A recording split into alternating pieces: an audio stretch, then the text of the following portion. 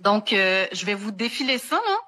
là. Première erreur, avoir fait confiance à l'OMS et à l'industrie pharmaceutique après la fausse pandémie de 2009 ayant révélé leurs conflits d'intérêts et le gaspillage de fonds publics dont ils ont profité financièrement en aggravant la menace de la grippe H1N1. Avoir pris les Québécois pour des imbéciles ignorants, pas de mémoire, avoir provoqué d'innombrables pertes d'emplois, avoir provoqué d'innombrables faillites, avoir détruit des vies et des carrières, avoir manipulé la population, avoir menti à la population, avoir trahi la population, avoir manipulé les statistiques pour terroriser la population, avoir semé la peur, la haine et la division au sein de la population, avoir acheté le silence des journalistes, avoir nié la science tout en se vantant de suivre la science, avoir sacrifié une génération et provoqué de la détresse psychologique chez nos jeunes, avoir ignoré le plan québécois de lutte à une pandémie dont je parlais tout à l'heure, avoir engagé une firme externe pour créer un tout nouveau protocole de gestion de pandémie purement expérimental pour des sommes extravagantes,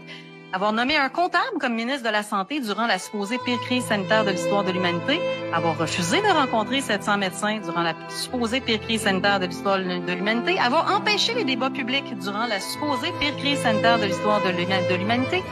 avoir brimé nos libertés, nos droits fondamentaux en se basant sur des mensonges, avoir étouffé avec des masques pendant 2 ans, principalement les enfants, en affirmant que le masque, c'est la liberté, avoir contribué à empêcher le traitement des maladies avec des protocoles sûrs et efficaces et à privilégier l'utilisation de protocoles de fin de vie dans les établissements pour personnes âgées,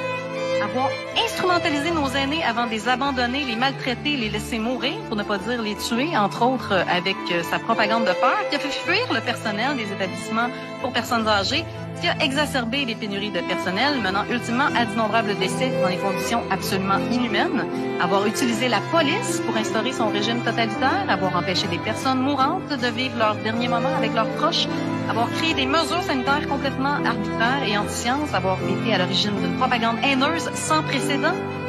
avoir infligé de la torture psychologique et emmené des gens à la dépression et au suicide, avoir divisé et détruit des familles, des amitiés autrement inébranlables, avoir fait confiance à des compagnies avec un lourd passé criminel connu, avoir vendu sa population comme cobaye à une industrie au lourd passé criminel connu, avoir encouragé la population à se faire bip, bip, bip, bip, bip, des produits bip, bip, bip mortels alors qu'on en connaissait les dangers, avoir ri quand des personnes sont mortes après avoir obéi, avoir exercé des pressions totalement contraires à l'éthique médicale dans le but de soumettre la population à une expérience médicale à grande échelle, avoir obtenu le consentement des citoyens à cette expérience à coup de pression, de menaces, de contraintes et de promesses, allant du hot dog gratis au lotovax, en passant par le congédiement et l'interdiction de prendre soin de ses parents dans les institutions extrêmement mal gérées par l'État, ce qui est tout à fait contraire à l'éthique médicale, consentement non libre, avoir obtenu le consentement des citoyens en empêchant tout débat public sur les questions de santé, consentement non éclairé, avoir dilapidé les fonds publics avec des contrats douteux en offrant une sorte de primes non éthiques à des professionnels de la santé,